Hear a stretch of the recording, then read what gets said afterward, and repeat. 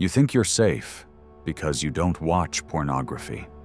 You convince yourself that this makes you different, clean, strong. But there is something destroying you faster than any screen lit up in the early hours. Something that doesn't show up in public, that leaves no trace in your history, but that consumes your will day by day without you noticing. Listen carefully. Don't get distracted. Because what you're about to discover now is no game. These are 4 habits that have settled into your mind so naturally that you even believe they're part of your personality. 4 routines that sound innocent, but have the power to turn you into a spectator of your own life. Do you feel that flutter in your stomach? That's your instinct warning you that something is wrong. It's the signal that you're about to look in a mirror you've been avoiding for years. Today, you won't be able to hide. Today, you're going to understand why you're still the same stuck man you were 5 years ago, even though you keep saying you're working on yourself. Get ready, because what's coming isn't comfortable. It's a living autopsy. Get ready, because what's coming isn't comfortable. It's a living autopsy. But before you think this message is only about pointing out your misery, let me tell you something you may never have heard. These 4 destructive habits that consume you don't just attack your discipline or your money. They also contaminate your identity. The most dangerous thing isn't that they make you unproductive. The most dangerous thing is that over time, they convince you that you're someone incapable of moving forward, that you don't deserve anything more than this mediocre existence, that dreaming is a fantasy reserved for others. Do you know what happens when you live like this for too long? Your mind starts building cages that look like protective walls. You stop aspiring to big things because your brain can't stand the idea of failing again. You tell yourself that results don't matter, that you don't need recognition, that ambition is vanity. And all of that is nothing more than a disguise, a mechanism to justify that you gave up before you even started. Have you ever wondered why there are men who, even though they have neither talent nor resources, achieve more than others who were born with all the advantages? Because there is an enemy almost no one talks about. An invisible parasite linked to those 4 habits but growing separately. They call it learned cynicism. It's that mental poison that settles in when you've been betraying your own promises for too long. Every time you say you're going to take the leap and don't. Every time you plan without executing. Every time you change your goal out of pure boredom. Every time you get comfortable. Each of those micro-betrayals accumulates. And one day you wake up convinced that nothing is worth it, that no one keeps their promises, that everything is a farce, that cynicism doesn't arrive all at once. At first, it's a whisper. Why bother if you'll probably fail? Then it becomes your permanent inner voice. And when that happens, you're screwed, because you no longer need a visible vice to destroy you. Now you yourself are your own saboteur. Cynicism not only steals your ability to dream, it steals your energy to start anything. For what? To disappoint yourself again? To prove to yourself again that you don't have what it takes? This is where most get stuck. Because when a cynical man meets someone who still believes, who still has faith in their possibilities, he despises him. He mocks him, says he's naive. Why? Because that cynicism needs to feed itself. It needs to confirm that failure is universal, that there is no way out. If others prove otherwise, it's left without an excuse. And that's why you surround yourself with equals. Others who also procrastinate, who also change direction, who also feel comfortable in their routine. That's how a perfect circle forms of men congratulating themselves on their lucidity while spending their lives building nothing. I want you to engrave this in your memory. Cynicism is not maturity. It's not wisdom. It's the evidence that you gave up. The proof that you became incapable of sustaining the uncomfortable effort that every transformation requires. And if you don't break that pattern, you will grow old being a sarcastic spectator of your own wasted opportunities. Today your skin might crawl. Part of you might feel offended. Fine. That discomfort is the sign that you still have something alive inside you. A spark that can't stand this resignation. A voice that isn't willing to swallow the narrative that you are a spectator and not a creator. Do you want to know what it takes to recover that part of you? It's not a motivational course. It's not a guru telling you everything will be easy. It takes a brutal decision to stop telling yourself stories, to stop justifying yourself, to stop looking for elegant excuses. Because as long as your mind is busy manufacturing justifications, you will remain a slave to those habits. Pornography destroys men, yes. But these patterns you're hearing about today do something worse. They make you incapable of believing in yourself. And when you kill that inner faith, everything else becomes irrelevant. You no longer need anyone to put chains on you. You yourself become your jailer. If you've made it this far, I want you to make one last effort of honesty. Look inside yourself. Without embellishments, without excuses. What's left when you remove entertainment, distraction, constant criticism? What's behind the cynicism you've cultivated? If you feel a hollow in your chest, if you notice that strange vertigo, that sensation that you've wasted years, don't despise it. That vertigo is the call you've been ignoring for too long. The last part of you that hasn't yet been contaminated. Today you have two options. You can close this video and return to the comfort of your routine. Or you can admit that your worst enemy was never on a screen full of explicit images. It was always sitting with you, at your table, in your bed, inside your own head. And if you don't start ripping it out by the root, everything you say you want will keep being a pretty lie to lull your conscience. Because the brutal truth is this: you don't need to consume pornography to nullify your life. It's enough that you keep feeding these silent habits that convince you mediocrity is inevitable. And if you don't start ripping it out by the root, everything you say you want will keep being a pretty lie to lull your conscience. Because the brutal truth is this: you don't need to consume pornography to nullify your life. It's enough that you keep feeding these silent habits that convince you mediocrity is inevitable.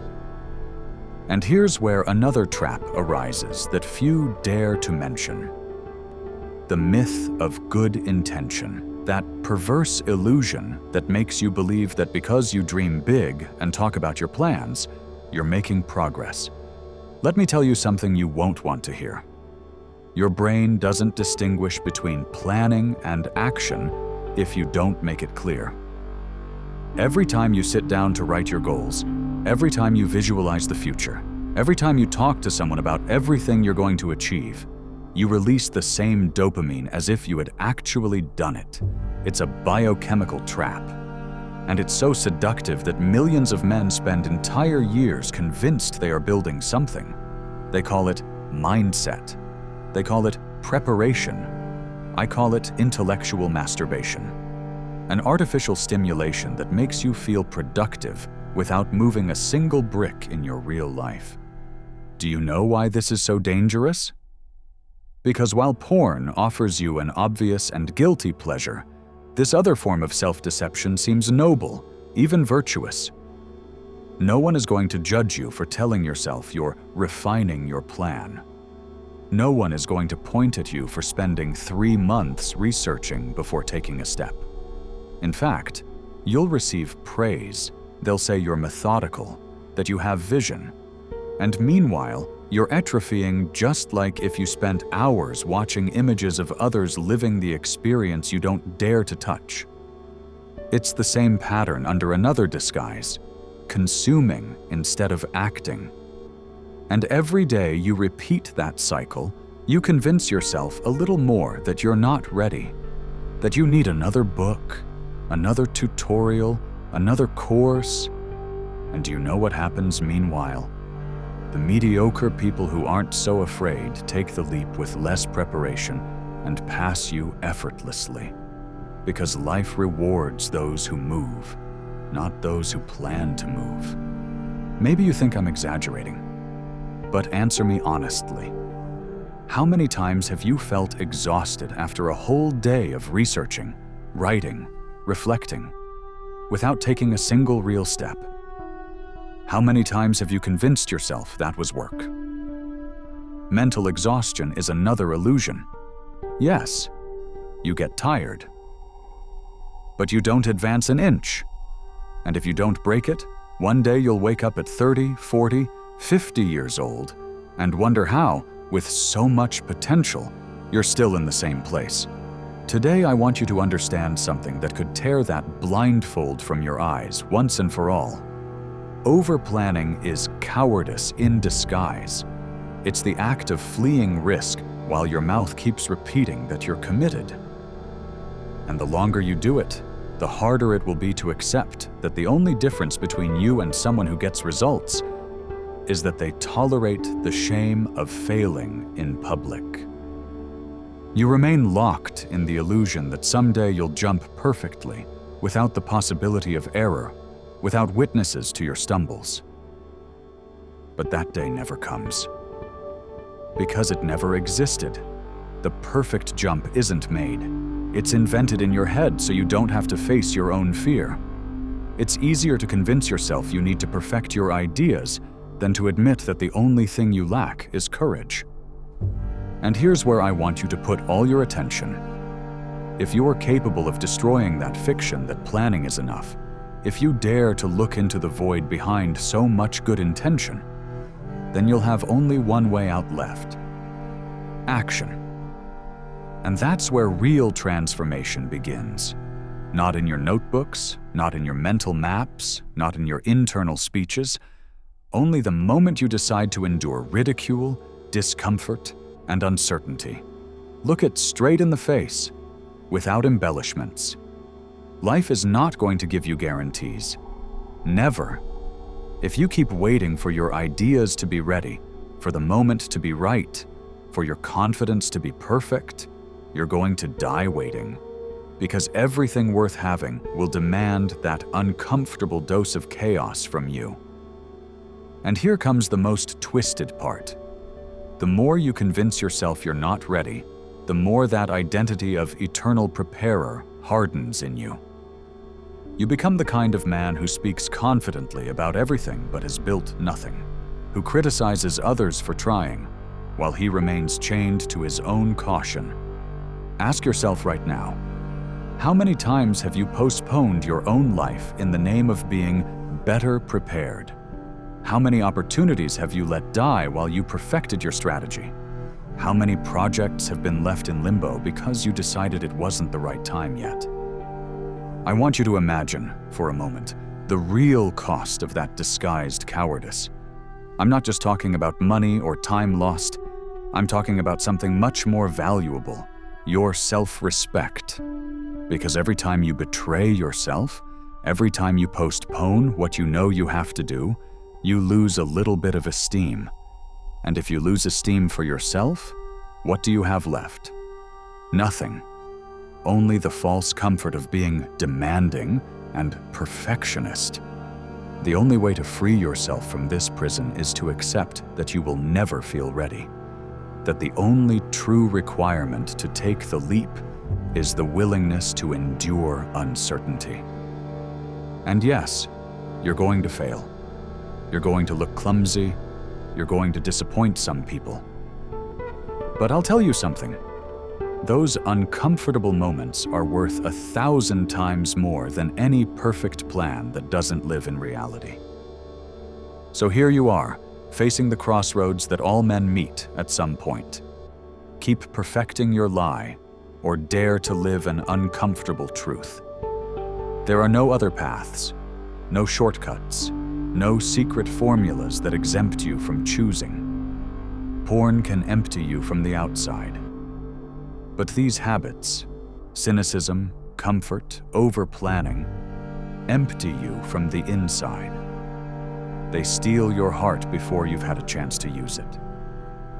And if you've come this far, if something inside you keeps beating, even if it's with anger, then there's a part of you that's still alive.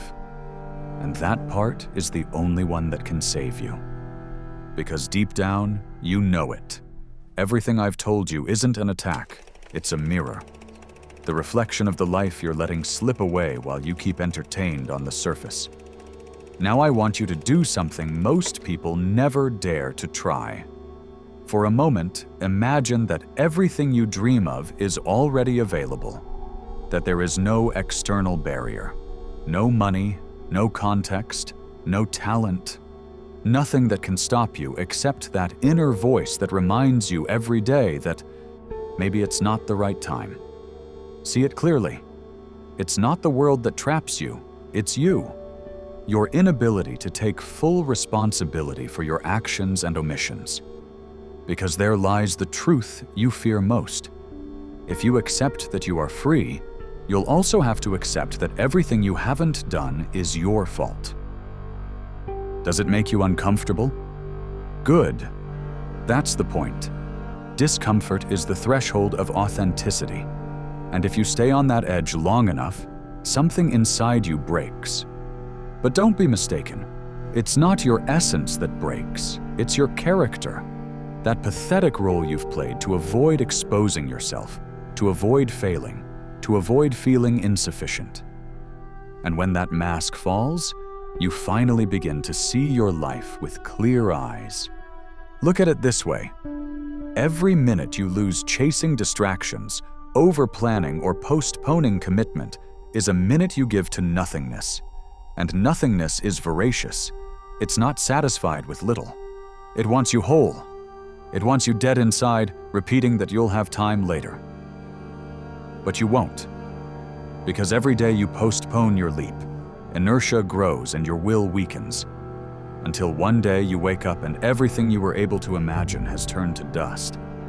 And if all this sounds extreme to you, it's because it is. I'm not here to sugarcoat your failure or to comfort you with motivational phrases. I'm here to remind you that no one is going to come save you from yourself. Neither me, nor any book, nor any mentor. It's you against your own cowardice. And that's the loneliest battle there is. And now that we've made it this far, before we continue, I want to present the following to you. Our book, The Formula of Awakening, is now available.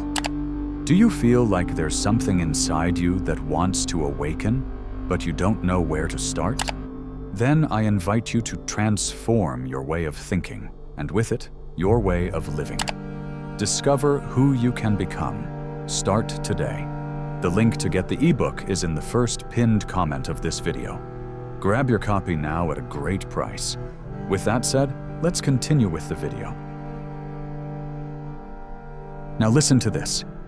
No matter how many times you've fallen into these traps, no matter how many years you've been chained to your cynicism, your comfort loop, or your elegant excuses, as long as you have a heartbeat, you have a chance.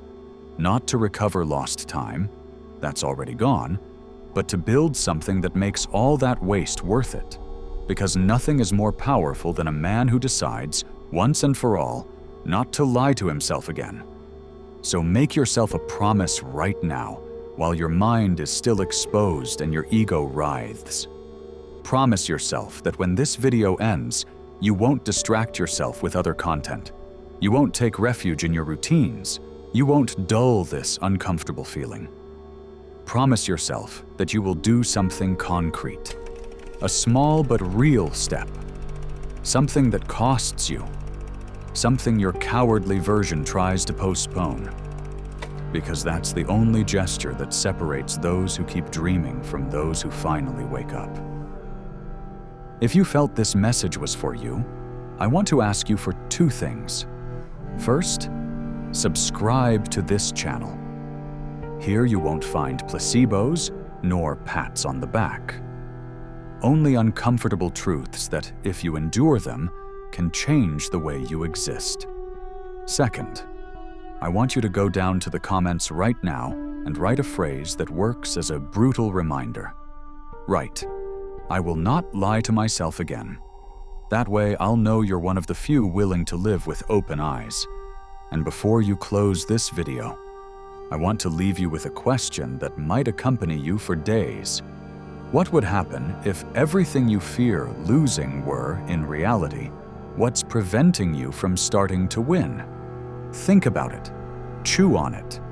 And when you have the answer, don't bury it under excuses again.